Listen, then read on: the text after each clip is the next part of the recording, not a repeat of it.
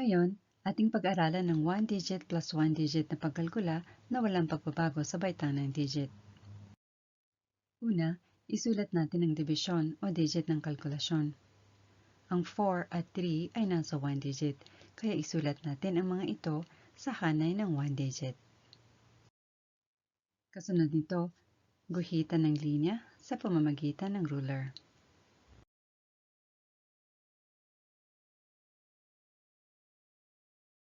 Umpisahan natin ang pagkalkula sa 1 digit. Ang 4 plus 3 ay 7. Panghuli, isulat ang sagot ng equation. Dito nagtatapos ang kalkulasyon. Subukan nating magsanay. Pindutin pansamantala ang pause icon, ating unawain ang katanungan sa pagsasanay. Pindutin ang play icon kapag natapos sagutin ang katanungan. Ating lagyan ng marking na bilog. Ngayon, magtugma tayo ng sagot. Number 1, 2 plus 7. Ang sagot ay 9. Pangalawa, 5 plus 3.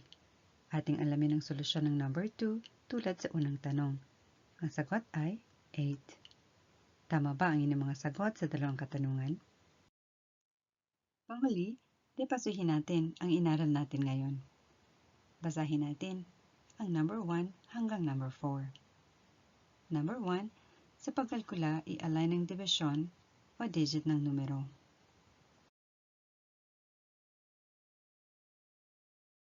Number 2, gumamit ng ruler sa pagguhit ng linya. Number 3, magkalkula sa 1 digit. Number 4, isulat ang sagot. Ito ang katapusan ng ating pag-aaral sa araw na ito.